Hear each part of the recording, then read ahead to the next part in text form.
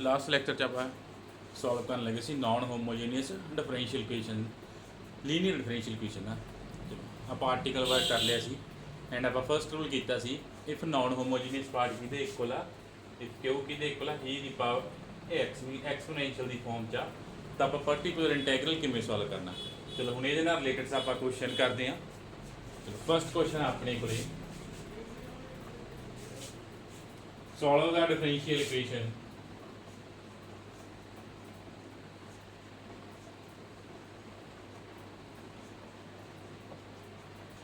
e ਦੀ power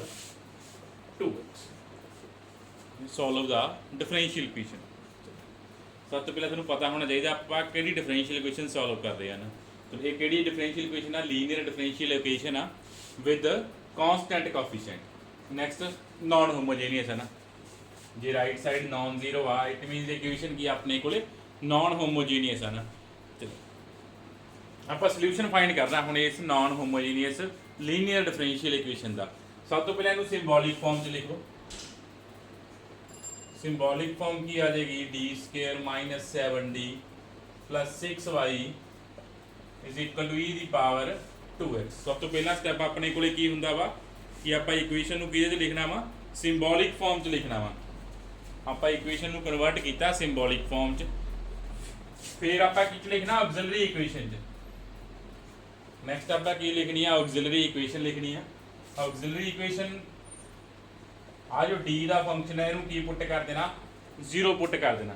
ਇਹ ਆਪਣੇ ਕੋਲੇ ਕੀ ਆ ਜਾਣੀ ਆ, ਆਕਸਿਲਰੀ ਇਕੁਏਸ਼ਨ ਆ ਜਾਣੀ ਆ। ਸਭ ਤੋਂ ਫਸਟ ਸਟੈਪ ਆਪਣਾ ਕੀ ਆ, ਆਪਾਂ ਸਿੰਬੋਲਿਕ ਫਾਰਮ 'ਚ ਕਨਵਰਟ ਕਰਨਾ ਇਕੁਏਸ਼ਨ ਨੂੰ। ਸੈਕੰਡ ਆਪਾਂ ਕੀ ਫਾਈਂਡ ਕਰਨੀ ਆ, ਆਕਸਿਲਰੀ ਇਕੁਏਸ਼ਨ। ਆਕਸਿਲਰੀ ਇਕੁਏਸ਼ਨ ਕੀ ਹੁੰਦਾ, ਜੋ ਆ ਫੰਕਸ਼ਨ ਆਫ d ਪਿਆ, ਆ ਸਾਰਾ d ਦਾ ਫੰਕਸ਼ਨ ਆ ਨਾ, ਆ ਫੰਕਸ਼ਨ ਆਫ d ਆ, ਇਹਨੂੰ ਕੀ ਪੁੱਟ ਕਰ ਦੇਣਾ, 0 ਪੁੱਟ ਕਰ ਦੇਣਾ। ਕੀ ਪੁੱਟ ਕਰ ਦੇਣਾ, 0 ਪੁੱਟ ਕਰ ਦੇਣਾ ਆਪਾਂ ਫੰਕਸ਼ਨ ਆਫ d ਨੂੰ। ਫੰਕਸ਼ਨ ਆਫ d ਨੂੰ 0 ਪੁੱਟ ਕੀਤਾ ਐਂਡ ਇਹਨੂੰ ਸੋਲਵ ਕਰਕੇ ਆਪਾਂ d ਦੀਆਂ ਵੈਲਿਊਜ਼ ਫਾਈਂਡ ਕਰਨੀਆਂ ਨੇ। ਇਹ d 'ਚ ਇੱਕ ਪੋਲੀਨੋਮੀਅਲ ਬਣ ਜਾਣੀ ਆ। ਜੋ d 'ਚ ਪੋਲੀਨੋਮੀਅਲ ਬਣ ਗਈ ਫਿਰ ਇਥੋਂ d ਦੇ ਆਪਾਂ ਰੂਟਸ ਫਾਈਂਡ ਕਰ ਲੈਣੇ ਆ। ਇਹ ਆ ਕੁਆਡਰੇਟਿਕ ਇਕੁਏਸ਼ਨ ਬਣੀ ਆ, ਇਹਨੂੰ ਸੋਲਵ ਕਰੋ ਐਂਡ d ਦੀਆਂ ਵੈਲਿਊਜ਼ ਫਾਈਂਡ ਕਰੋ। ਆਪਣੇ ਕੋਲ ਕੀ ਆ ਗਈ, ਇਹ ਕੁਆਡਰੇਟਿਕ ਇਕੁਏਸ਼ਨ ਆ ਗਈ। ਸੋਲਵ ਕਰੋ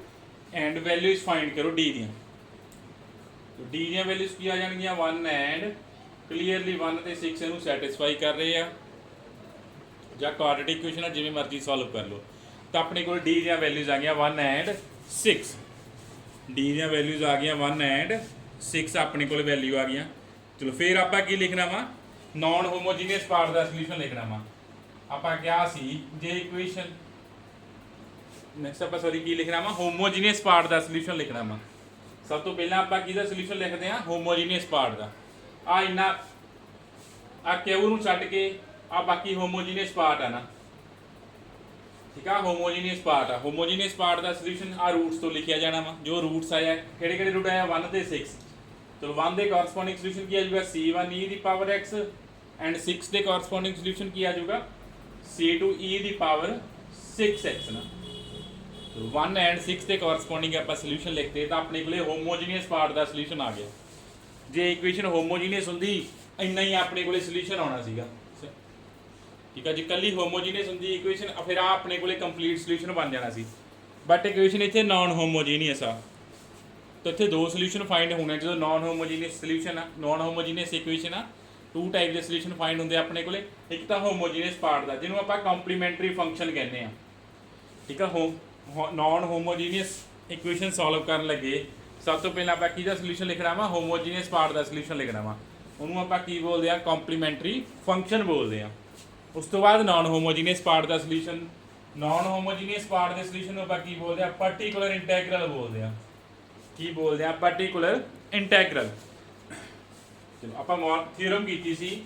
ਕਿ ਪਾਰਟਿਕੂਲਰ ਇੰਟੈਗਰਲ ਕਿਹਦੇ ਹੁੰਦਾ, 1 upon function of d। Function of d ਕਿਹੜਾ ਇੱਥੇ, d² - 7d + c। ਜਾਂ ਕੀ ਬਸ ਸਵੇਰੇ ਕੀਤੇ ਸੀ ਥਿਊਰਮ ਕਿ ਪਾਰਟਿਕੂਲਰ ਇੰਟੈਗਰਲ ਕੀ ਆ ਆਪਣੇ ਕੋਲੇ, 1 upon function of d। Function of d ਕਿਹੜਾ ਇੱਥੇ ਦੇਖੋ, ਫੰਕਸ਼ਨ ਆਫ d ਕੀ ਆ, d² - 7d + 6। ਇੱਥੇ ਆਪਰੇਟ ਕਰਨਾ ਕਿਊ ਤੇ, ਕਿਊ ਦੀ ਵੈਲਿਊ ਕਿੰਨੀ ਆ, ਐਕਸਪੋਨੈਂਸ਼ੀਅਲ ਫਾਰਮ 'ਚ। ਕਿਊ ਦੀ ਵੈਲਿਊ ਕਿੰਨੀ ਆ ਆਪਣੇ ਕੋਲੇ, ਐਕਸਪੋਨੈਂਸ਼ੀਅਲ ਫਾਰਮ 'ਚ। ਆਪਾਂ ਰੂਲ ਕਰ ਲਿਆ ਸੀ जे function of D 1 upon function of D ਨੂੰ ਆਪਾਂ ਐਕਸਪੋਨੈਂਸ਼ੀਅਲ ਦੇ ਆਪਰੇਟ ਕਰਾਂਗੇ ਤਾਂ ਆਪਣੇ ਕੋਲੇ ਕੀ ਆਉਣਾ डी ਨੂੰ ਕਿਹਦੇ ਨਾਲ ਰਿਪਲੇਸ ਕਰ ਦੇਣਾ ਇਹਦੇ ਨਾਲ ਰਿਪਲੇਸ ਕਰਨਾ ਕੀ ਕੀਤਾ ਸੀ ਆਪਾਂ ਰੂਲ ਇੱਥੇ ਰੂਲ ਲਿਖਦੇ ਆ ਕਿ 1 upon function of D C ਜੇ e ਦੀ ਪਾਵਰ ax ਸੀ ਤਾਂ ਆਪਾਂ ਕੀ ਕੀਤਾ ਸੀ ਥਿਉਰਮ ਕੀਤੀ ਆ ਕਿ d ਨੂੰ ਜਸਟ ਕਿਹਦੇ ਨਾਲ ਰਿਪਲੇਸ ਕਰਾ ਦਿਓ ਇਸ a ਨਾਲ ਰਿਪਲੇਸ ਕਰ ਦਿਓ provided this denominator is non zero ਆ denominator ਆਪਣੇ ਕੋਲੇ ਕੀ ਚਾਹੀਦਾ non zero ਚਾਹੀਦਾ ਚਲੋ ਇਹਦਾ ਆਪਾਂ ਅਪਲਾਈ ਕੀਤਾ ਆ ਰੂਲ ਆਪਾਂ ਥਿਉਰਮ ਅਪਲਾਈ ਕਰਦੇ ਆ ਦੈਨ ਕੀ ਆ ਗਿਆ ਇੱਥੇ d a ਦੀ ਵੈਲਿਊ ਕਿੰਨੀ ਹੈ ਕੰਪੇਅਰ ਕਰੋਗੇ 2 ਤਾਂ d 2 ਨਾਲ ਰਿਪਲੇਸ ਹੋ ਗਿਆ e ਦੀ ਪਾਵਰ 2x ਚਲੋ ਸੋਲਵ ਕਰ ਦਿੰਦੇ ਆ ਕੀ ਆ ਗਿਆ 4 6 10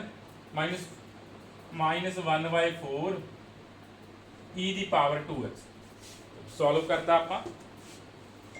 ਤਾਂ ਆਪਣੇ ਕੋਲੇ ਪਾਰਟਿਕੂਲਰ ਇੰਟੈਗਰਲ ਕੀ ਆ ਗਿਆ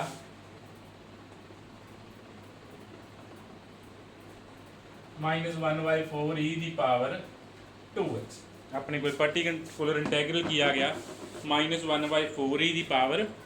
2x ਸੋ ਇਹ ਆਪਣੇ ਕੋਲੇ ਕੀ ਆਇਆ ਨਾਨ ਹੋਮੋਜੀਨੀਅਸ ਪਾਰਟ ਦਾ ਸੋਲੂਸ਼ਨ ਆਇਆ याद रखियो जो आप पार्टिकुलर इंटीग्रल तुसीं सॉल्व किया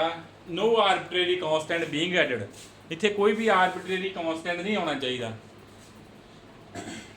ठीक है जिन्ने कांस्टेंट चाहिए सी वो आपां नूं इस कंप्लीमेंटरी फंक्शन च आ जाने जिन्ने कांस्टेंट आपां नूं चाहिए आ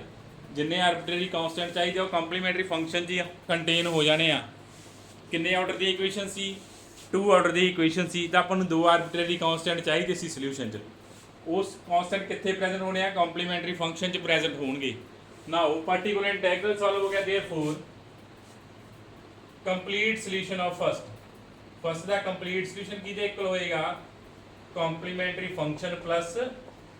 पार्टिकुलर इंटीग्रल y दी वैल्यू फाइंड करनी सी आपां दा कंप्लीट सॉल्यूशन किदे इक्वल होएगा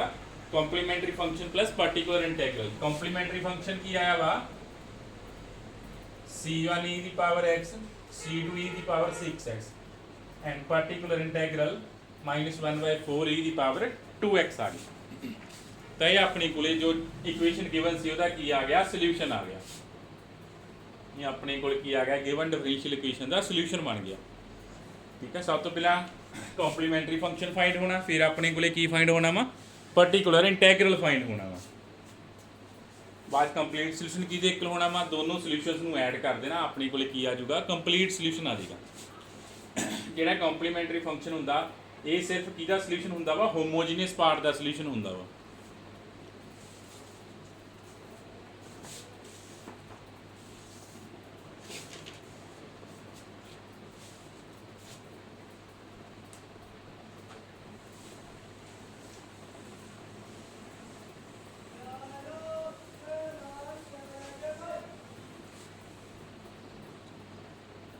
नेक्स्ट सॉल्व करते हैं solve the differential equation D square Y upon D X square plus 4 D Y by D X plus 4 Y is equal to E the power 2x plus E the power minus 2x divided by 2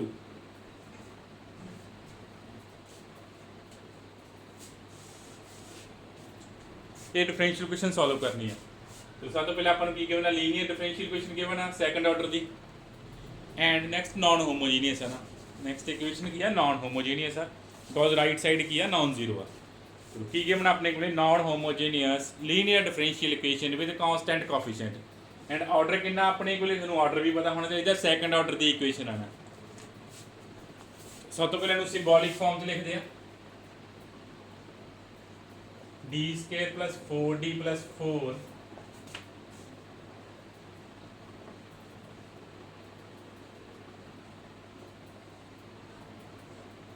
divided by 2 फिर आप की लिखना इथों auxiliary equation की है जो आ function of D आ इनू की put कर दो 0 पुट कर दो एंड फिर इस पॉलीनोमियल ਨੂੰ सॉल्व करके d ਦੀਆਂ वैल्यूज फाइंड कर लो तो d ਦੀਆਂ वैल्यूज की आ जाएंगी -2 एंड -2 आ जाएंगी d ਦੀਆਂ वैल्यूज की आ जाएंगी -2 एंड -2 चलो फिर ना डी दी वैल्यूज तो सोल्यूशन लिखो मीनस कॉम्प्लीमेंट्री फंक्शन की आ जाएगा वैल्यूज की कर गया रिपीट कर गया ना रिपीट कर गया रिपीट कर रही ने तो सोल्यूशन की होंगे अपने को C1 plus C2x E the power minus 2x C1 plus C2x E the power minus 2x चलो ये अपने को की आ गया नॉन होमोजीनियस पार्ट का सोल्यूशन आ गया जे इक्वेशन नॉन होमोजी सॉरी ये अपने को की आया वा होमोजीनियस पार्ट का सोल्यूशन आया वा ये अपने को की आ गया वा होमोजीनियस पार्ट का सोल्यूशन आ गया बट इक्वेशन नॉन होमोजीनियस आ तो अपन नैक्सट एक होर फाइंड करना पैना पर्टिकुलर इंटैग्रल फाइंड करना पैना नैक्सट आप की फाइंड करते हैं पर्टिकुलर इंटैग्रल की होंगे 1 अपॉन फंक्शन ऑफ डी की पिया D square plus 4d plus 4 1 upon function of D operated on non homogeneous part केड़ा जो राइट साइड ते पिया e the power 2x plus e the power minus 2x divided by 2 e the power 2x plus e the power minus 2x divided by 2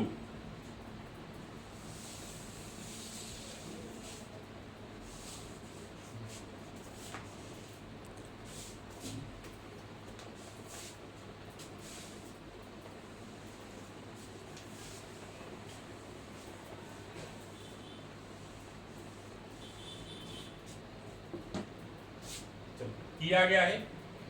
हुण आज तो operator आ अपने को एक ऑपरेटर आप पहले क्या 1 अपॉन दिस किया है एक ऑपरेटर आ इन्हू आप कल्ले कल्ले फंक्शन से डिफाइन कर देना ठीक है ये ऑपरेटर आ जिन्हें एडिशन जो पे ने अपने को बहुत सारे इधर आ एडिशन फंक्शन पे ने तो इन्हें कल्ले कल्ले फंक्शन से की हो जाना अप्लाई हो जाना एंड जो कॉन्सटेंट आ बाहर आ जाएंगे तो आप कल्ले कल्ले फंक्शन से की कर दें अप्लाई कर दें की आ गया 1 upon d square plus 4d plus 4 operate on e the power 2x by 2 plus 1 upon d square plus 4d plus 4 operate on e the power minus 2x by 2 कि कल्ले कल्ले फंक्शन दे अपने को की हो गया ऑपरेटर डिफाइन हो गया जेड़ा 1 upon फंक्शन ऑफ d है वो मॉर्निंग क्या सी इनवर्स ऑपरेटर होएगा कल्ले कल्ले फंक्शन से की आ गया अपने को डिफाइन हो गया पहला ई दी पावर 2x by 2 ते next E the power minus 2x by 2 ते हुण इहनूं नंबर 1 दे दो सॉरी नंबर 2 दे दो दोनों अलग अलग फाइंड कर लो फर्स्ट आप सॉल्व करते हैं 1 upon D square plus 4d plus 4 operate on E the power 2x by 2 पहला आप सॉल्व करते हैं फिर नैगेटिव वाला सॉल्व कर लेंगे जे तुसीं इत्थे ही सॉल्व करना विच ही सॉल्व करना इकट्ठे ही सॉल्व कर लो जे अलग अलग सॉल्व करने अलग अलग सॉल्व कर लो वो तुहाडी चॉइस है चलो जेड़ा 2 आ जे कांस्टेंट आ जाए कांस्टेंट दा कॉमन आया ना 1/2 अपने कोले कॉमन आ गया ओनली की ते अप्लाई होना है फंक्शन ऑफ x ते अप्लाई होना फंक्शन ऑफ x कितना सी e दी पावर 2x हुण रूल की कहंदा अपने कोले कि ਜਿਹੜਾ d ਆ ਉਹਨੂੰ ਆਪਾਂ ਕਿਹਦੇ ਨਾਲ ਰਿਪਲੇਸ ਕਰ ਦੇਣਾ ਇਸ 2 ਨਾਲ ਰਿਪਲੇਸ ਕਰ ਦੇਣਾ 2 ਦਾ square plus 4 into 2 plus 4 e ਦੀ ਪਾਵਰ 2x ਪ੍ਰੋਵਾਈਡਡ ਆ ਤੁਹਾਨੂੰ ਨਾਨ ਜ਼ੀਰੋ ਚਾਹੀਦੀ ਆ ਕਰ ਨਾਨ ਜ਼ੀਰੋ ਆ ਰਹੀ ਹੈ ਹਾਂ ਨਾਨ ਜ਼ੀਰੋ ਆ ਰਹੀ ਹੈ ਤਾਂ ਕੀ ਆ ਗਿਆ 4 4 8 16 ਆ 2 ਬਾਹਰ ਪਿਆ 1/32 ਬਣ ਗਿਆ ਨਾ ਕੀ ਬਣ ਗਿਆ ਆਪਣੇ ਕੋਲੇ 1/32 बन गया है एक पार्ट सॉल्व हो गया आ फर्स्ट पार्ट सॉल्व हो गया अगेन कंसीडर दूसरा पार्ट सॉल्व करते हैं आप दूसरा केड़ा वा आल्सो दोनों पार्ट सॉल्व करके इहदी आप वैल्यू 2 च पुट कर देंगे ना आ दोनों सॉल्व करके आप इन्हां दी वैल्यू 2 दे विच पुट कर देंगे ਜਿਹੜਾ ਕਾਂਸਟੈਂਟ ਉਹਦਾ ਕਾਮਨ ਆ ਜਾਣਾ ਆਪਰੇਟਰ ਚੋਂ ਜੋ ਫੰਕਸ਼ਨ ਆਫ d ਪਿਆ 1 upon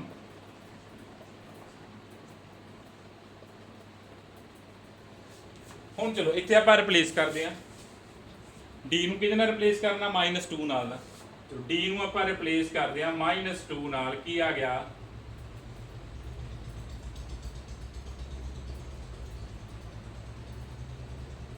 ਹੁਣ ਜੋ ਤੁਸੀਂ ਦੇਖੋਗੇ ਆ ਡਿਨੋਮੀਨੇਟਰ ਕੀ ਬਣ ਚੁੱਕਿਆ 0 ਬਣ ਚੁੱਕਿਆ ਵਾ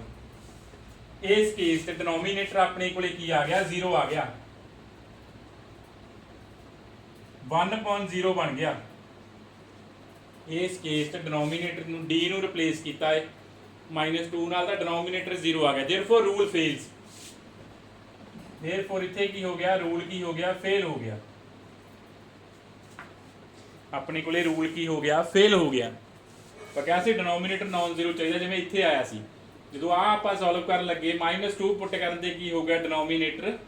0 हो गया। इसदा मतलब रूल फेल हो गया। आप मॉर्निंग कीता वा कि जे रूल फेल हो रहा फिर आप किवें फाइंड करना वा। इसकी तो वैल्यू आई हुई है अपने को कितनी वैल्यू आई हुई है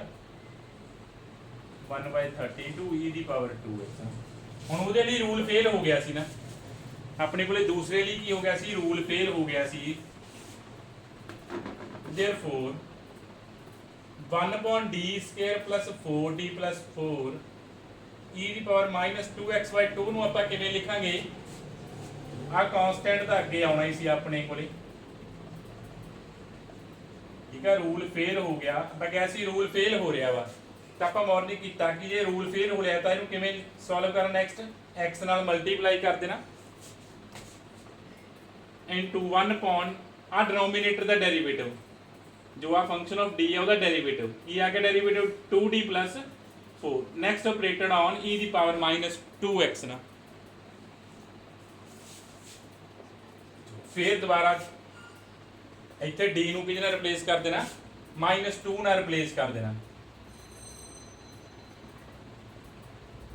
ਇੱਥੇ ਫੇਰ ਆਪਣੇ ਕੋਲੇ ਕੀ ਬਣ ਗਿਆ ਡਿਨੋਮੀਨੇਟਰ ਤੇ 0 ਆ ਗਿਆ rule again fail. First time भी रूल फेल हो गया सी सैकेंड टाइम भी रूल की हो गया फेल हो गया। रूल दूसरी बारी भी की हो गया अपने कोले फेल हो गया बिकॉज इतने फिर डिनोमीनेटर च की आ गया सी 0 आ गया। ठीक है जो तक रूल फेल हो जाता आप दोबारा अप्लाई करी जाना वा रूल नूं की करी जाना आप दोबारा अप्लाई करी जाना। चलो रूल दोबारा फेल हो गया तो हुण आपां की करना वा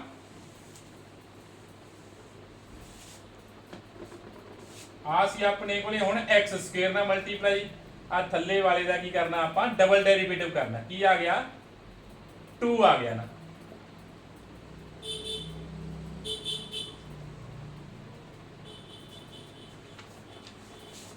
हुण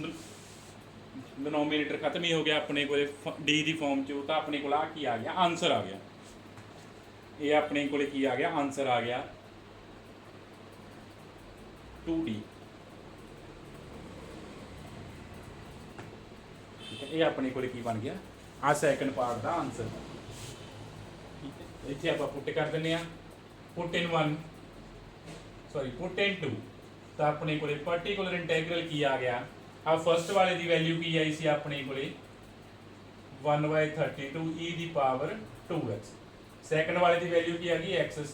4 e की पावर -2x। तो अपने को फाइंड हो गया पर्टिकुलर इंटैग्रल फाइंड हो गया। जो पर्टिकुलर इंटैग्रल फाइंड हो गया फिर आप नैक्सट की लिख दें कंप्लीट सोल्यूशन लिख दें। Therefore complete solution of 1 is इहदे इक्वल दा complete solution complementary function plus particular integral. Complementary function की आया सी c1 c2x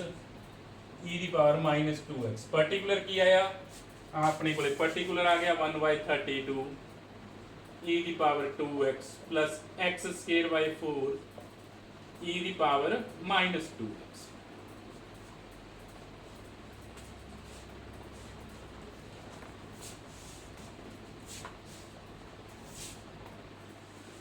मैं एक बार रूल रिपीट कर देना दोबारा फिर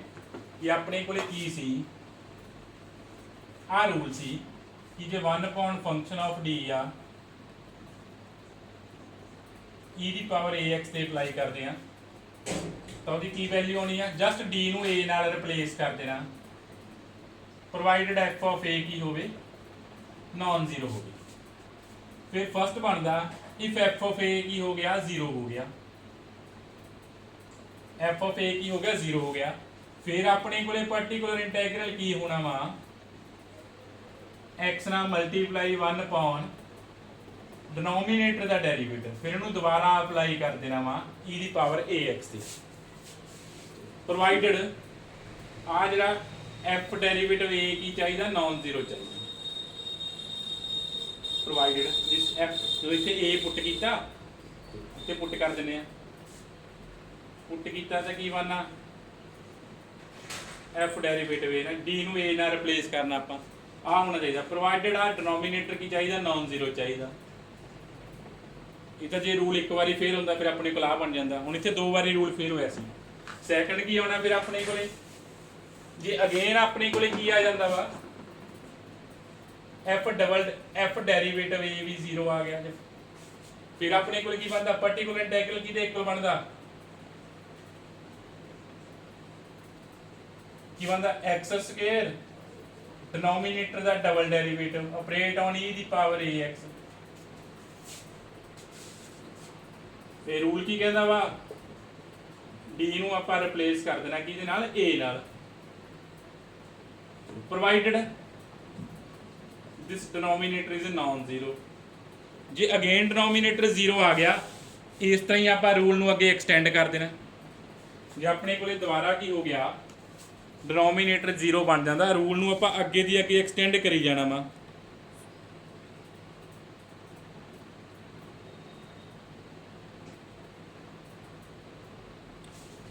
ਰੂਲ ਨੂੰ ਆਪਾਂ ਨੈਕਸਟ ਅੱਗੇ ਦੀ ਅੱਗੇ ਕੀ ਕਰ ਦੇਣਾ ਵਾ, ਐਕਸਟੈਂਡ ਕਰ ਦੇਣਾ ਵਾ। ਇਹ ਰੂਲ ਹੋਰ ਕਿੱਥੇ ਅਪਲਾਈ ਹੋ ਸਕਦਾ ਵਾ, ਜੇ ਕੋਈ ਫੰਕਸ਼ਨ ਆਪਣੇ ਕੋਲੇ ਐਕਸਪੋਨੈਂਸ਼ੀਅਲ ਚ ਕਨਵਰਟ ਹੋ ਸਕਦਾ ਤਾਂ ਤੁਸੀਂ ਉਹਨੂੰ ਐਕਸਪੋਨੈਂਸ਼ੀਅਲ ਚ ਕਨਵਰਟ ਕਰ ਸਕਦੇ ਹੋ।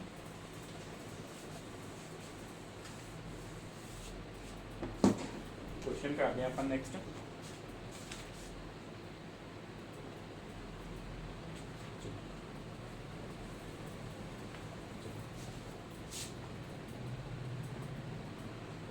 third derivative minus y is equal to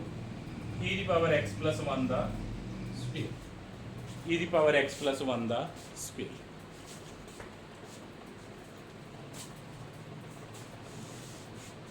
solve ਕਰਨੀ ਹੈ। ਸਭ ਤੋਂ ਪਹਿਲਾਂ ਨੰਬਰ 1 ਆਪਣੀ ਕੋਲ, ਸਭ ਤੋਂ ਪਹਿਲਾਂ ਆਪਾਂ ਸਿੰਬੋਲਿਕ ਫਾਰਮ ਚ ਲਿਖਦੇ ਹਾਂ। ਸਿੰਬੋਲਿਕ ਫਾਰਮ ਕੀ ਆ ਗਈ, dq minus 1y is equal to, ਆ ਆਪਣੇ ਕੋਲੇ ਕੀ ਬਣ ਗਈ, ਸਿੰਬੋਲਿਕ ਫਾਰਮ ਬਣ ਗਈ। ਨੈਕਸਟ ਆਪਾਂ ਕੀ ਲਿਖਣਾ ਵਾ, auxiliary equation ਲਿਖਣਾ ਨਾ। auxiliary equation ਨੇ ਕੀ ਆਇਆ ਨਾ,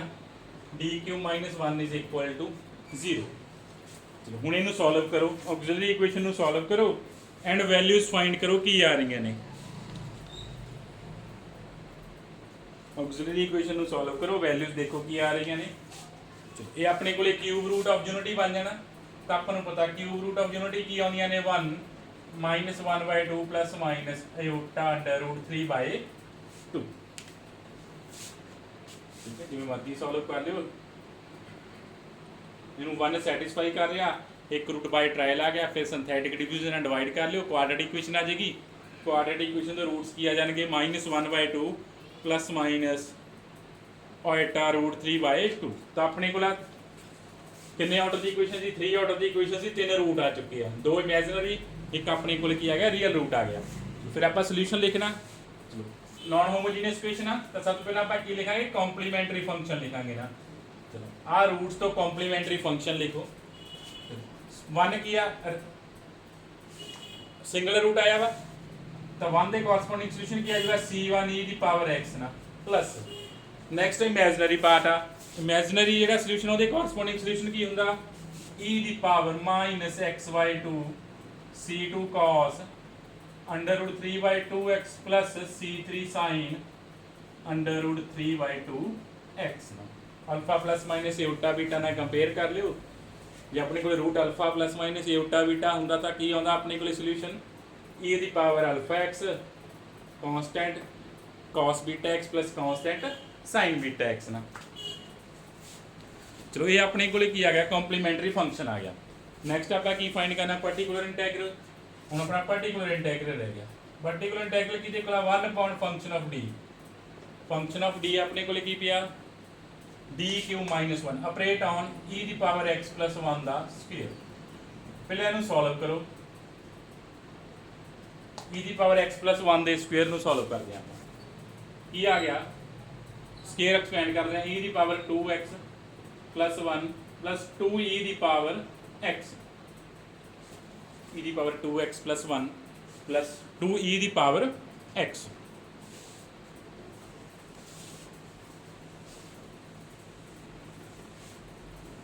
ਫਿਰ ਆਪਾਂ ਕਿਹਾ ਸੀ ਇਹ ਆਪਰੇਟਰ ਆ ਇਹਨੂੰ ਆਪਾਂ ਕੱਲੇ ਫੰਕਸ਼ਨ ਤੇ ਡਿਫਾਈਨ ਕਰ ਦਾਂਗੇ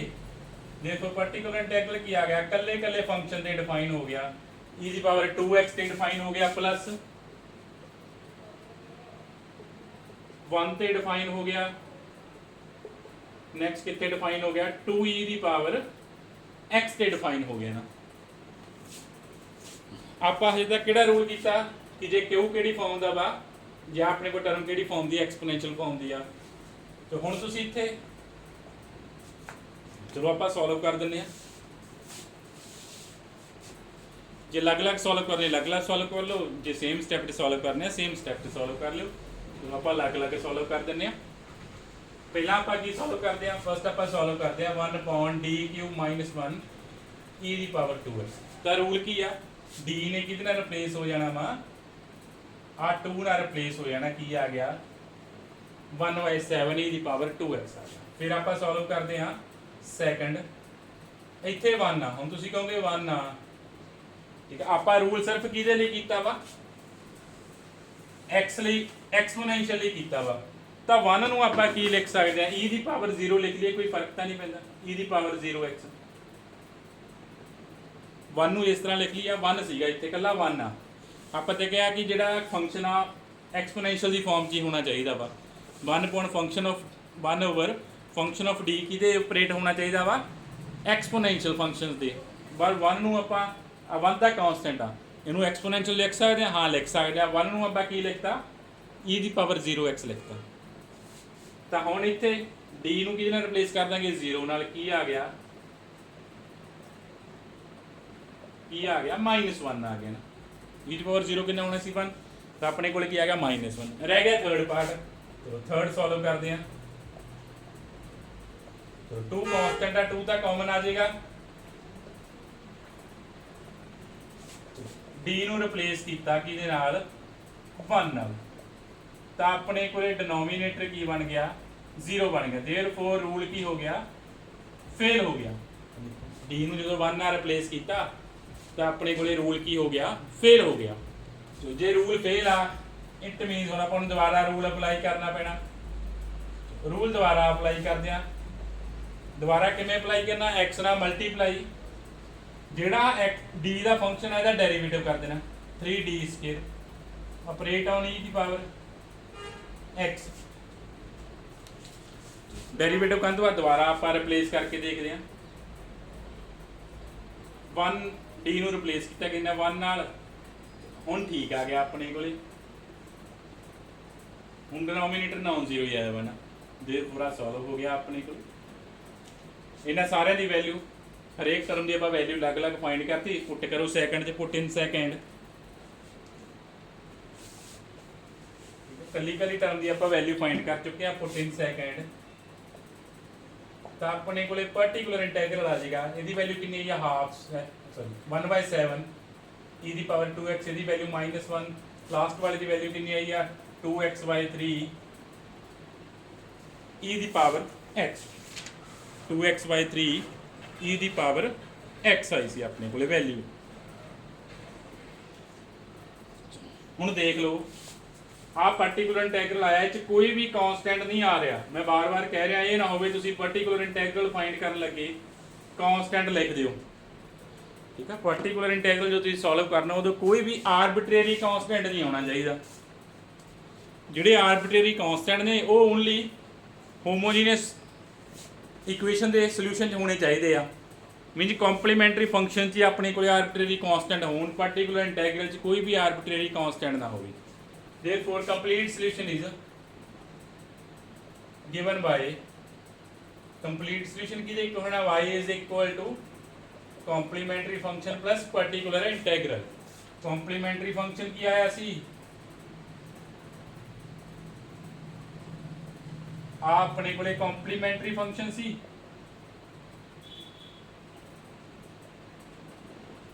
प्लस पर्टिकुलर की आ गया आ अपने को की आ गया पर्टिकुलर सोल्यूशन आया होना ये अपने को की बन गया कंप्लीट सोल्यूशन बन गया complementary function plus particular integral complementary function plus particular integral हुण जिवें क्वेश्चन आ सकता हाइपरबोलिक वाला कर लेने एक आपां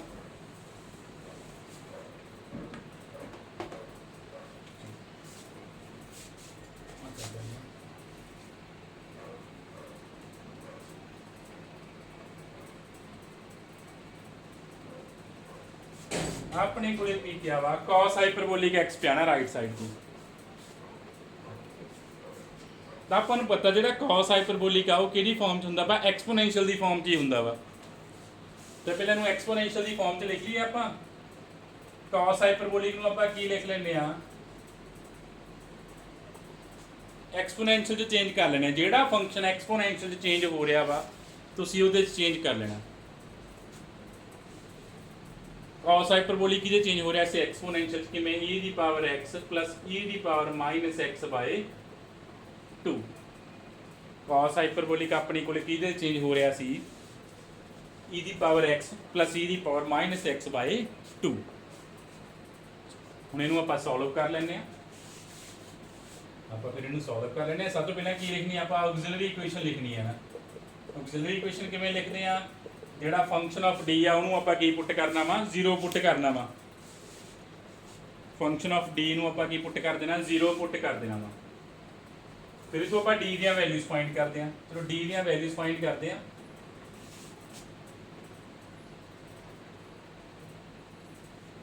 b square minus 4ac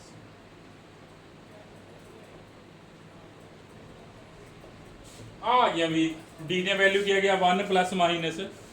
a उल्टा under root 7 by 2 1 by 2 plus minus a उल्टा अंडर रूट 7 बाय 2 ने सॉल्व कर लिया अपने को d दी वैल्यू किया गया 1 हाफ प्लस माइनस a उल्टा अंडर रूट 7 बाय 2 d दी वैल्यूज आ गई अपने को चलो वैल्यूज की आई किन्ने ऑर्डर की इक्वेशन सी सैकंड 2 ऑर्डर की इक्वेशन है दो ही अपने को d दी वैल्यूज आ गई एक प्लस वाली एक नैगेटिव वाली ना ठीक है जो तुसी रूट्स फाइंड कर लेंगे तो ध्यान रखना कि तुहाडे कोले किन्ने ऑर्डर की इक्वेशन आ तुसी रूट पूरे फाइंड कर रहे हो जिन्ने ऑर्डर की इक्वेशन आ उन्ने तुहाडे कोले रूट आने चाहिए आ रूट आ गए तो आप सब तो पहला की लिखना कॉम्प्लीमेंटरी फंक्शन इमेजिनरी पार्ट आ इमेजिनरी पार्ट के कॉरस्पोंडिंग सोल्यूशन किवें लिखते हैं e की power alpha x c1 cos beta x plus c2 sin beta x ना आप इन्हें अल्फा प्लस माइनस उल्टा बीटा ना कंपेयर कर लिया कंपेयर कर लिया करो e की power alpha x into constant arbitrary constant cos beta x plus arbitrary constant sin beta x ना तो अपने को की आ गया हाँ होमोजीनियस पार्ट का सोल्यूशन आ गया नेक्स्ट रह गया पार्टिकुलर इंटेग्रल नेक्स्ट आप पार्टिकुलर इंटेग्रल सॉल्व करते हैं 1 upon function of d operate on right hand side या नॉन होमोजीनियस पार्ट जो है ठीक है क्वेश्चन मैं क्यों करा रहा ये कराया कि इतनी कॉस हाइपरबोलिक सी ਤੁਹਾਨੂੰ ਜਿਹੜਾ ਫੰਕਸ਼ਨ ਲੱਗਦਾ ਐਕਸਪੋਨੈਂਸ਼ੀਅਲ ਚੇਂਜ ਹੋ ਸਕਦਾ ਤੁਸੀਂ ਉਹਨੂੰ ਐਕਸਪੋਨੈਂਸ਼ੀਅਲ ਚੇਂਜ ਕਰਕੇ ਇਸ ਰੂਲ ਨਾਲ ਸੋਲਵ ਕਰ ਸਕਦੇ ਹੋ ਉਹਦਾ ਪਾਰਟਿਕੂਲਰ ਇੰਟੈਗਰਲ ਹੋਮੋਜੀਨੀਅਸ ਪਾਰਟ ਦਾ ਰੂਲ ਜਿਹੜਾ ਪਹਿਲੇ ਇਕੁਏਸ਼ਨ ਆ ਸਾਰਿਆਂ ਲਈ ਸੇਮ ਰਹਿਣਾ ਜੋ ਕੰਪਲੀਮੈਂਟਰੀ ਫੰਕਸ਼ਨ ਆ ਇਹ ਆਪਾਂ ਅੱਗੇ ਵੀ ਸਾਰੇ ਕੁਐਸਚਨਾਂ 'ਚ ਫਾਈਂਡ ਕਰਿਆ ਕਰਨਾ ਕੰਪਲੀਮੈਂਟਰੀ ਫੰਕਸ਼ਨ ਪਾਰਟਿਕੂਲਰ ਇੰਟੈਗਰਲ ਨੂੰ ਸੋਲਵ ਕਰਨ ਦਾ ਵੇ ਚੇਂਜ ਹੋ ਜਾਣਾ ਉਹ ਡਿਪੈਂਡ ਕਰਨਾ ਆਪਣੇ ਕੋਲੇ ਆ ਜਿਹੜਾ ਨਾਨ ਹੋਮੋਜੀਨੀਅਸ ਪਾਰਟ ਆ ਉਹ ਕਿਸ ਟਾਈਪ ਦਾ ਵਾ ਆਪਾਂ ਫਸਟ ਟਾਈਪ ਕੀਤੀ ਅੱਜ ਜਿਹੜਾ ਨਾਨ ਹੋਮੋਜੀਨੀਅਸ ਪਾर्ट है जोड़ा वो जे एक्सपोनेंशियल फॉर्म का वा फिर आप किवें सॉल्व करना इत्थे कॉस हाइपरबोलिक आ गया सी आपां नूं पता कॉस हाइपरबोलिक नूं आपां किहदे चेंज कर सकते हैं एक्सपोनेंशियल च तां कॉस हाइपरबोलिक नूं आपां किहदे चेंज करता एक्सपोनेंशियल चेंज करके सॉल्व करता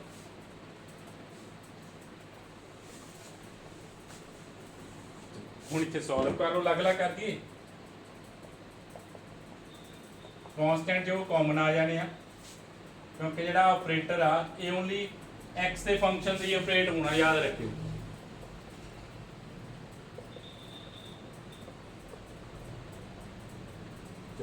ਇਕੱਠੇ ਹੀ ਸੋਲਵ ਕਰ ਦਈਏ। ਜਿਹੜਾ ਫਰਸਟ ਆ ਇਹ ਚ d ਨੂੰ ਕਿਹਦੇ ਨਾਲ ਰਿਪਲੇਸ ਕਰਨਾ 1 ਨਾਲ,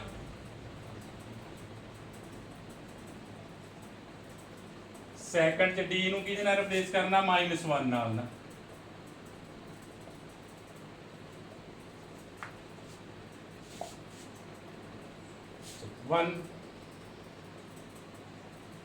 ਉਹਨੂੰ ਸੋਲਵ ਕਰ ਲਓ, ਆਪਣੇ ਕੋਲ ਕੀ ਆ ਜਾਏਗਾ 3 4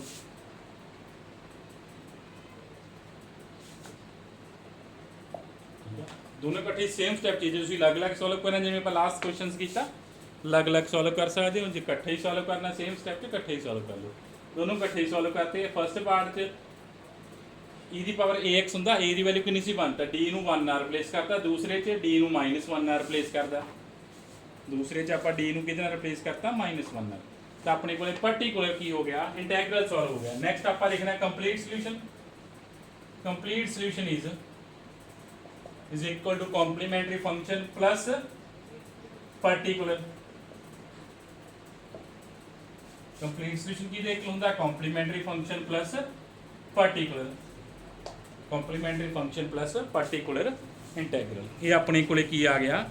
complete solution ਆ ਗਿਆ। ਇਹ ਆਪਣੇ ਕੋਲ ਕੀ ਬਣ ਗਿਆ complete solution ਬਣ ਗਿਆ।